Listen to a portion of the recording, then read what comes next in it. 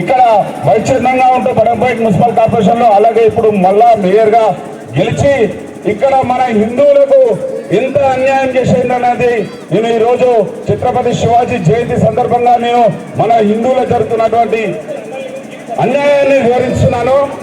మనకు గతంలో ఓల్డ్ సిటీలో పాత బస్తీలో హిందువులని ఎన్నోసార్లు ఒక వర్గం వారు మన హిందువులని చిత్రహింసలు పెడుతుంటే అక్కడ చేస్తున్న అరాచకాలు తట్టుకోకుండా అక్కడి నుండి హిందువులందరూ, అక్కడ నివసించే హిందువులందరూ మన బడంపేట మున్సిపల్ కార్పొరేషన్ లో వివిధ కాలనీలలో ఇల్లు కట్టుకొని అక్కడి నుండి ఇక్కడికి వలస వచ్చారు. అయితే ఇక్కడ మనకు రామేశ్వరం పోయినా శనేశ్వరం మొదలైనట్టు మన వెంబడే ఇక్కడే కొంతమంది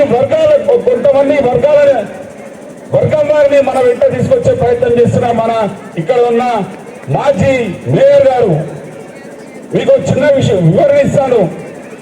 మల్లాపూర్, బాలాపూర్, వెంకటాపూర్, సుల్తాన్పూర్ ఈ గ్రామాలలో హిందువుల యొక్క పొలాలు తీసుకొని ఇక్కడ రియల్ ఎస్టేట్ వ్యాపారంతో ఇక్కడ వెంచర్లు వేసి, ఇక్కడ ఉన్న రైతుల తాన వెంచర్లు వేసి మాజీ కౌన్సిలర్, మాజీ వైస్ చైర్మన్ నరసింహారెడ్డి గారు ఇక్కడ ఉన్న భూములు తీసుకొని దుబాయ్లో ఉన్న షేక్లకు అమ్మి ఇక్కడ మొత్తం ఒక ముస్లిం వర్గం వారిని తీసుకొచ్చి ఇక్కడ మొత్తం ఒక వర్గం వారిని తీసుకొస్తున్నారు. ఇక్కడ హిందువులు ఓల్డ్ సిటీ నుంచి ఇక్కడికి వచ్చిన తర్వాత వాళ్ళు ఎంబడి రామేశ్వరం పోయినా శనివేశ్వరం మొదలైనట్టు ఈ రోజు మా ఎంబడి వచ్చారు.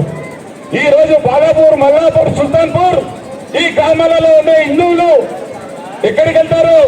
ఇబ్రహీంపట్నం పోవాలి, లేకపోతే ఆచారం పోవాలి, లేకపోతే నాగార్జున సాగర్, నల్గొండ పోవాలి.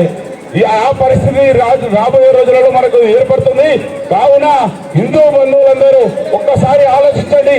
ఆలోచించి మనం హిందువులందరూ ఏకమై మన ధర్మం కోసం ఎవరైతే మనం కట్టుబడి ఉన్న రాజకీయ నాయకులను ఎన్నుకొని రాబోయే రోజుల్లో వాళ్ళకి అధికారం ఇవ్వాలని చెప్పి ఈ సభ ద్వారా నేను కోరుతున్నాను.